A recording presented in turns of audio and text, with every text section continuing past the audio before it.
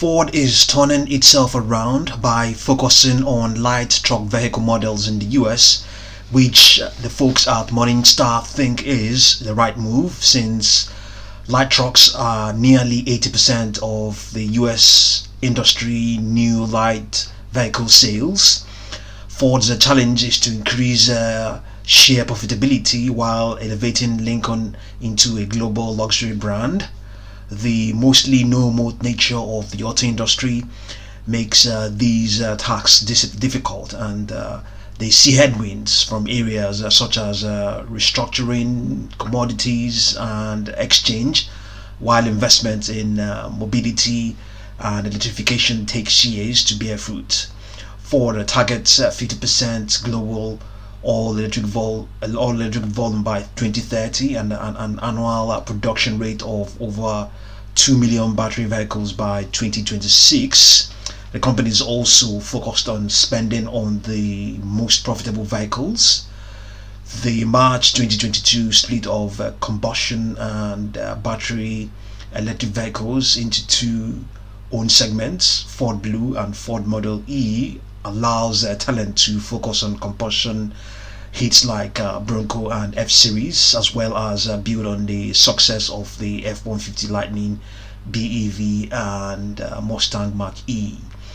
Restructuring remains a constant, with the global redesign program incurring $9.8 billion in charges and $3.9 billion of cash outflow from 2018 to 2022.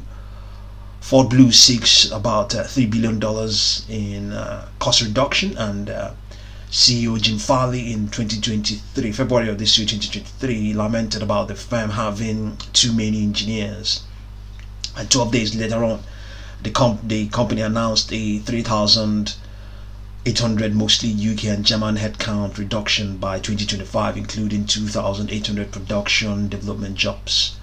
With more EVs, Ford does not seem to need the same people it had before, or it has currently, and it's building more models on common platforms, which should improve economies of scale. This move allows Ford to switch production faster to meet changing demand while cutting costs via better economies of scale. In the past, Ford had a different platform in each segment for each part of the world, which wasted billions.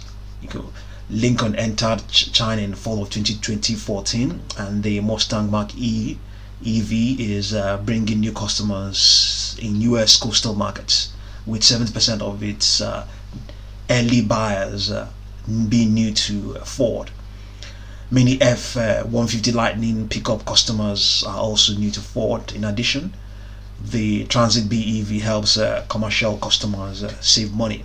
We also understand that the company, that is Ford, struck a lithium supply deal.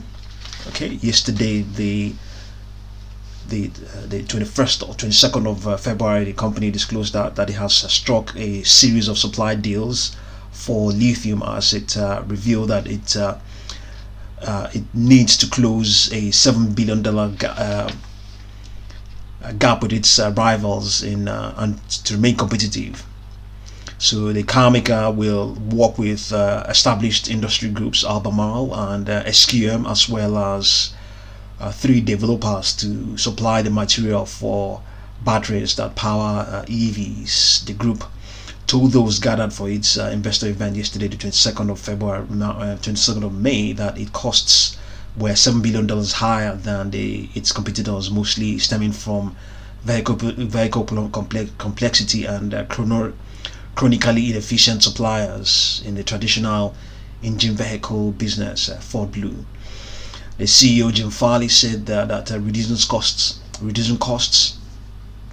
was the biggest focus of the company, and supply chain deals will offer car makers strategic advantage as the industry prepared to increase sales of electric vehicles. The supply of lithium is one of the bottlenecks expected in the rollout of electric vehicles, as the mining and chemical processing industries struggle to meet their near five-fold increase in demand by 2030.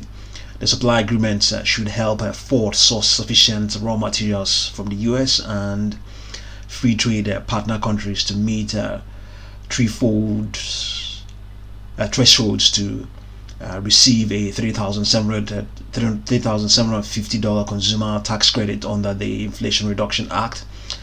The lithium producers indicated the maximum credit is valued at $7,500.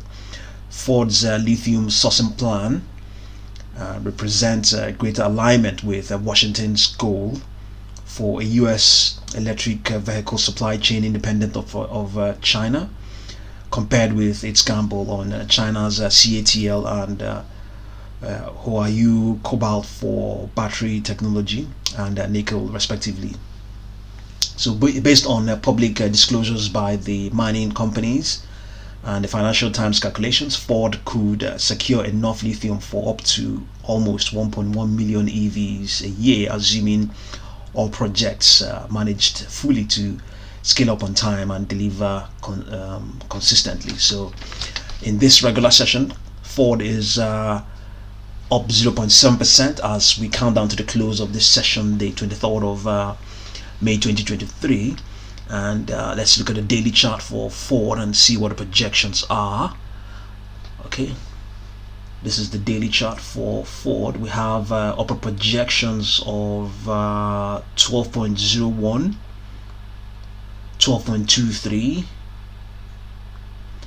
12.46. At some point in early April, it was trading at 12.85. So the stock is currently now, what is it doing? Consolidating within a longer term bearish trend, or is it? Yes, it's consolidating within a longer term downtrend. Shares are presently below the 200-day moving average, which are falling along with the 10-day moving average, and it's also lagging the S&P 500. Yeah, so we have those projections all the way towards at least towards 13.19. 13.19 will take it above its let's get the 200 moving average. It's 200 moving at 13.1. Its 200 moving average is around $13.06. Yes, that is the 200 moving average. 13. Okay, no, this is the 200 moving average. 13.28, I believe. So yes, upper projections all the way towards 13.19. Is that something that can happen? Yes, possibly, yeah.